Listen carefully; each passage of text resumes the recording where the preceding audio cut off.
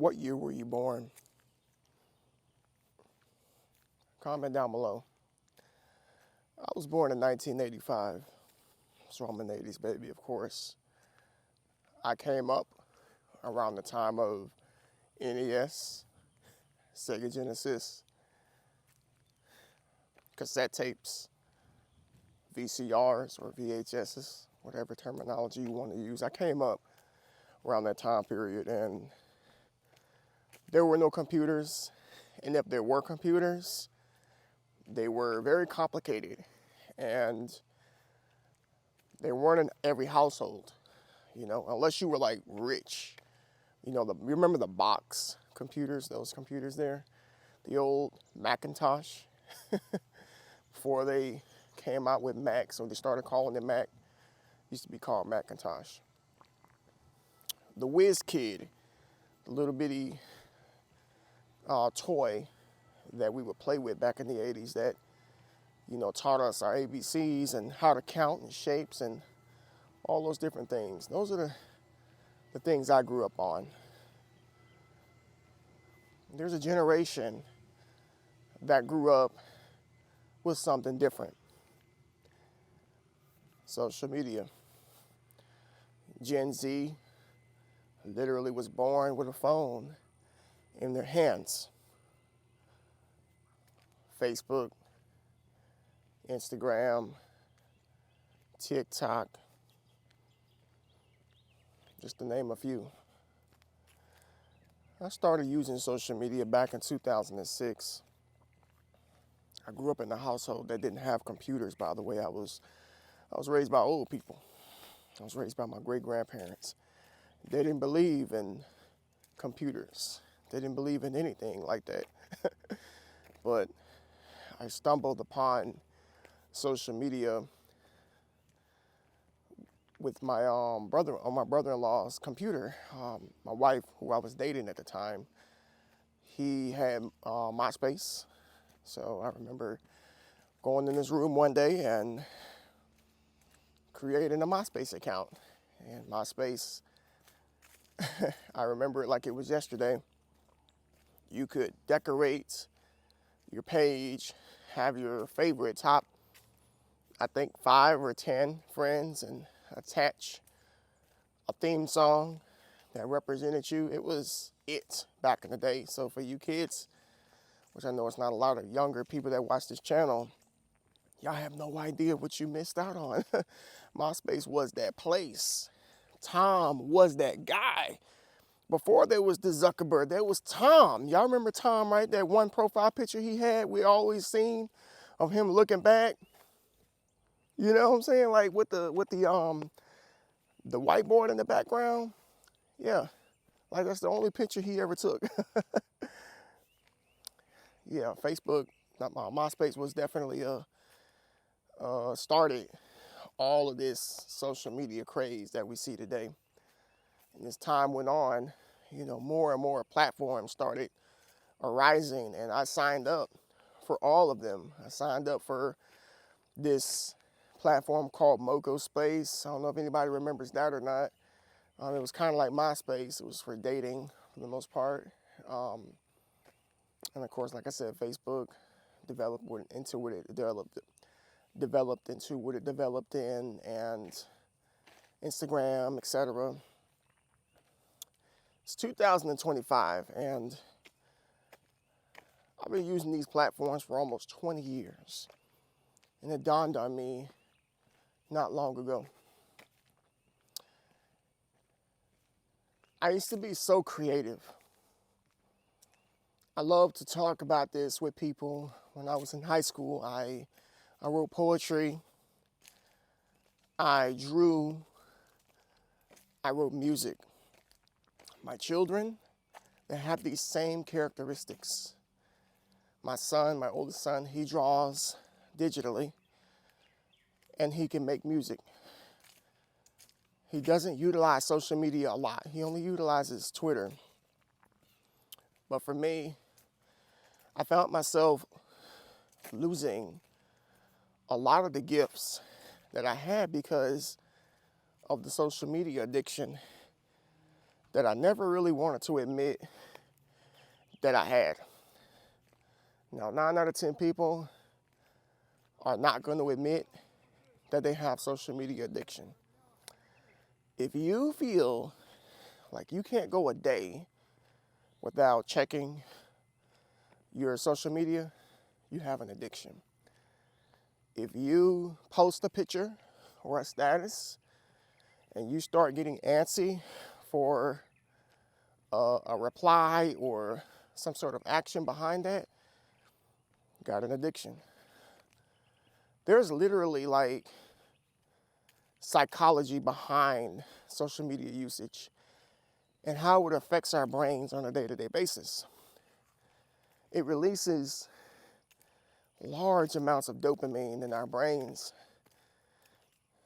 giving us this satisfaction that's on the same level of enjoying a nice meal, that's on the same level of enjoying sexual intercourse, that's on the same level of just pleasure beyond our comprehension.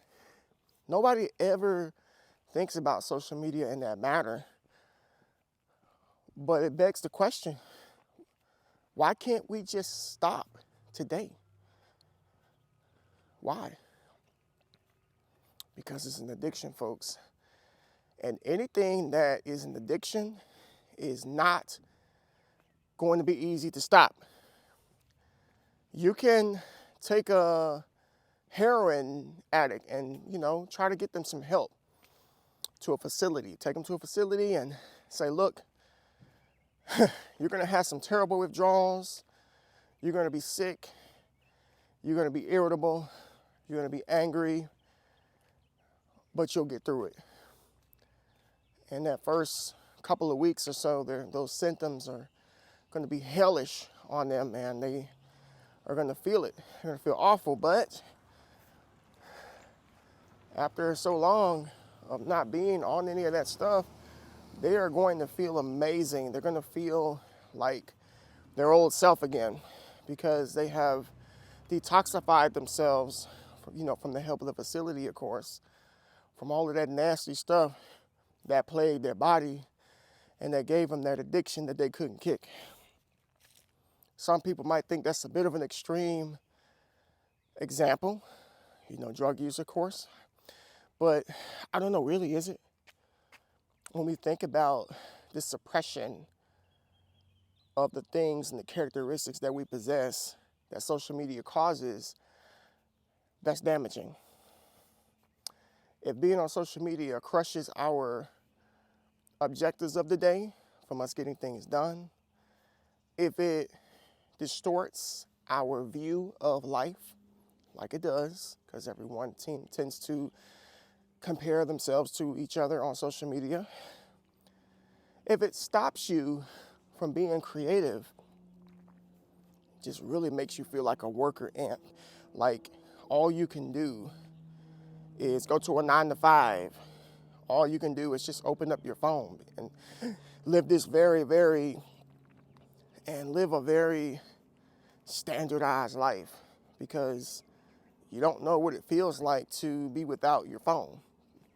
You don't know what it feels like to just sit in quietness. You don't know what it feels like to not be bored. What if I told you that being bored is a really good thing? When we're bored, we get so creative.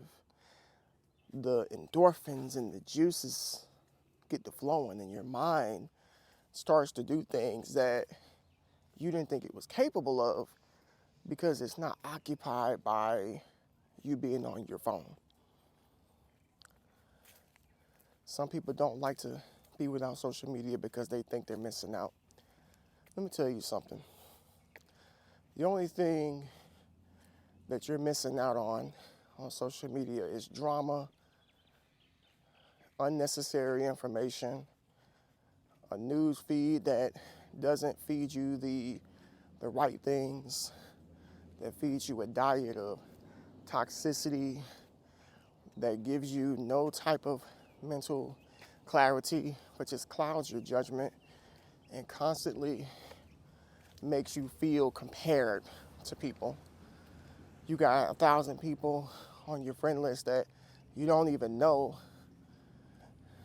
people you may never even see, and people that you don't care about you for the most part. And if we're being honest, you don't care about them either. So why do we have to constantly keep up with people? Why would we want people to keep up with us? You know, these are like the things in which I have questioned over the last couple of weeks, and I just made a decision to say, you know, this is a brand new year, and there's a lot of things that I need to see different. There's a lot of changes that I need to happen, and there's a lot of work that I need to get done. And eliminating distractions is priority number one for me. And I feel like the biggest distraction to all people is social media. Now, some folks may say, I got it under control. Some people may say, it doesn't bother me like you're saying that it bothers you.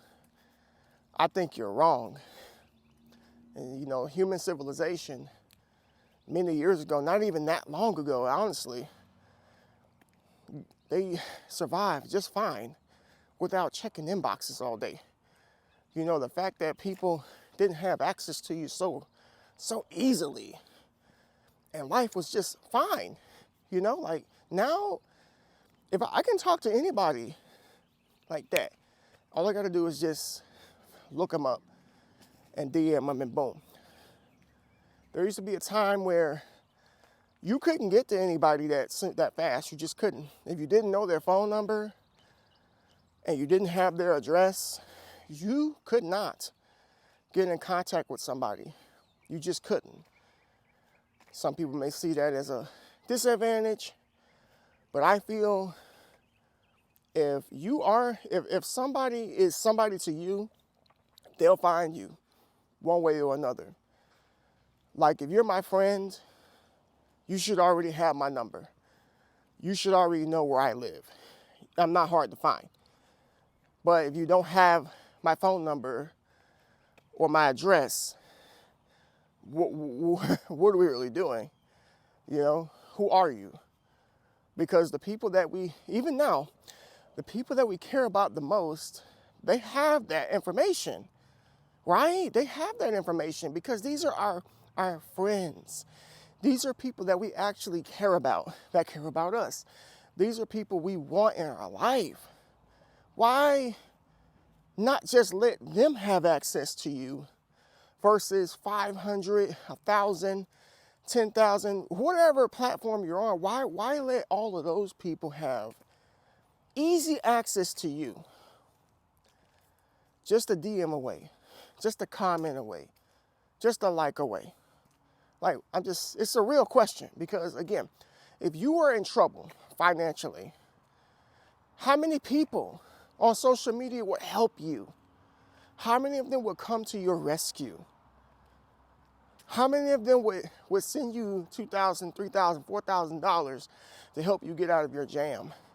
If you were to get sick and go to the hospital, how many of them would fly from wherever? Because some of us got people from all over the country, really all over the world. Our friends, how many of them would actually stop their day to come to you? None of them. None of them. I bet you none of them.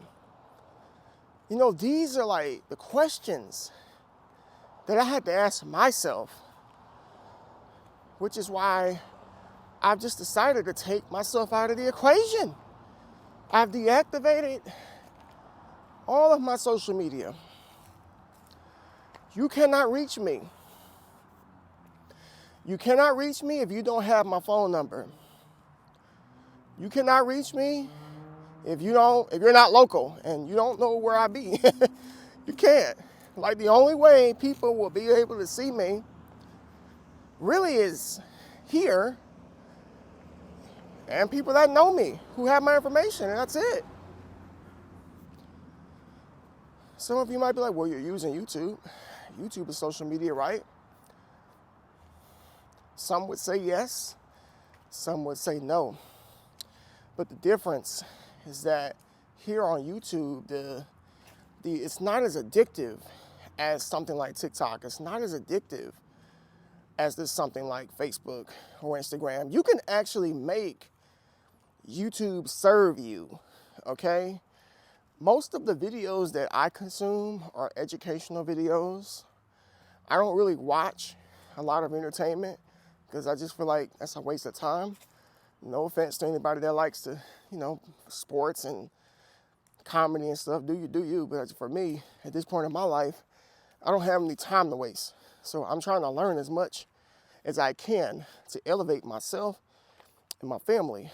So you can call YouTube social media if you like, but I look at it as more of a library of information.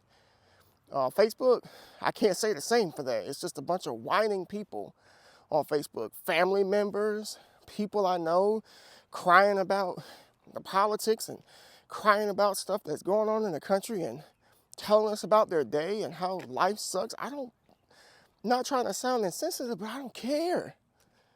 I got my own stuff going on. You need to handle your business and get off of the internet. Stop telling people who really don't care about you your problems. That never solved anything, but yet people continue to do it. So, and the same goes for Instagram. It's so superficial. People post fake pictures, Photoshop, everything is just artificial. We got AI, but we also got ladies with BBLs and lip fillers and extensions and permanent makeup. And sorry, ladies, I'm not trying to bash you, but you got guys on here too. You want Photoshop with fake abs and man units. They bald and they got a whole piece on their head. Like, we don't know what's real anymore. That's why I'm like, let me just stick to real life. You feel me? I'm gonna just stick to real life. The internet, I got a good friend that says it best. He's like, bro, this ain't real. The internet ain't real. Focus on who you can touch, who you can see, who you can have coffee with, who you can hug. Focus on those people. Now, I'm not saying that everybody on the internet is terrible. I've met some great people, but I don't think that the bulk of our life needs to be on social media. Now, am I telling you to quit social media? Yes, I am. Because it's a challenge. Because we are so much better without it. We don't need it. Okay? Like, I got business too. And that was one of the things that people would always put on me. Oh, you can't be without social media. Your business, you're gonna fail. People, you gotta be where everybody is. Like, look, if I fail because I don't have social media, then I was never gonna make it anyway. That's how I see it. Our ancestors, people who were way before us, they worked hard for what they had. They got into certain places in life, just by word of mouth and by just working hard. And they didn't have social media. They didn't have the internet. We always like to think that we're getting better as a people, but sometimes I beg to differ. I don't know, because we've become so dependent on the internet. How's that making us better? How's that making us more successful? Because we've basically clinged to something else that we claim that can make us better. So, but I don't agree with that. But again, if I can't make it without social media, then I was never going to make it in the first place, But yeah, I am going to embark on this journey throughout this entire year, documenting it. To be honest, we can call this, I'm really on day 3 without social media. I'll just put the first day here as a means of just documenting it for video purposes. You know, letting you all know what I'm doing with my life, what I'm doing with my time. I've discovered not being on social media, okay? So, and then maybe it'll inspire somebody else out there to, you know, if nothing else, take a break from it and just see what you're capable of. Because I'm not kidding when I say that just being on these platforms is suppressing us from being the best version of ourselves. It really is. It truly is. We don't need it, folks. Get outside, make real friends, make real connections, do what you want to do, open that business, write that book, write that track. Just get out here in the world and live. Live. Don't waste no more time on a platform of people who don't know you and who probably never will know you. You can pour your heart out on the internet today and people wouldn't care. You might get a couple of likes here and there, but they'll forget. They'll forget. They always do. You'll be yesterday's news. And I, for one, feel that our life it's too valuable. It's way too valuable to just be forgotten in the news feed. Oh, my mother died. You'll get some sympathy. You'll get some tear emojis and stuff. But then they'll forget in about 5 to 10 minutes from watching a short or a reel or something else down the way. And that's heartbreaking to me, I feel, because our lives deserve so much more attention and love and compassion. So, but if you are somebody out there who is wanting to take on this challenge of getting off social media, comment down below. I would love to connect with you. If you want to chat via email, my email is in the About Me section. mythoughtstoreality@gmail.com. If you just want to chat, if you got a question about myself, a video request, anything like that. So hopefully everybody out there has an amazing rest of your week. Like the video, subscribe to the channel. See you later. Peace.